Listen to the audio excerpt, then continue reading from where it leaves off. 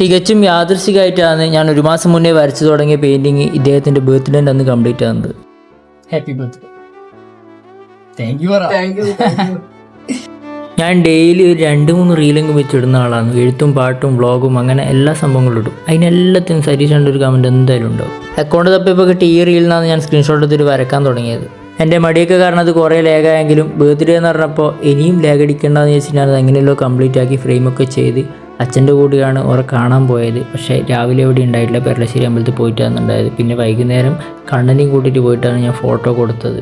എക്സ്പ്രഷനൊന്നും വരുന്നില്ല, പക്ഷേ ഒരുപാട് സന്തോഷമായി എന്ന് പറഞ്ഞു. ഈ വരച്ചുകൊണ്ടിരിക്കുന്നതിനിടയിൽ നമ്മൾ കുറേ പ്രാവശ്യം കണ്ടുമുട്ടിയിട്ടുണ്ടെങ്കിലും ഈ വരക്കുന്ന കാര്യം ഞാൻ ഇവരോട് പറഞ്ഞിട്ടില്ല. സർപ്രൈസ് ആയിട്ട് തന്നെ കൊടുക്കണം എന്നുള്ളതുകൊണ്ട് അങ്ങനെ നമ്മളവിടുന്ന് തണുത്തുള്ളൊക്കെ കുടിച്ചാണ് ഇറങ്ങിയത്. എന്തായാലും എന്നെ ഒരുപാട് സപ്പോർട്ട് ചെയ്യുന്ന ഒരാൾക്ക് ഇങ്ങനൊരു സ്പെഷ്യലിൽ തന്നെ ഒരു ഗിഫ്റ്റ് കൊടുക്കാൻ പറ്റിയതിൽ ഭയങ്കര സന്തോഷം. അടുത്തായിട്ട് നമ്മൾ ഓണാഘോഷത്തിൻ്റെ റീലാണ് ഇറങ്ങാനുള്ളത്. ഇഷ്ടപ്പെടുന്നവർ ഫോളോവും സബ്സ്ക്രൈബൊക്കെ ചെയ്യുക.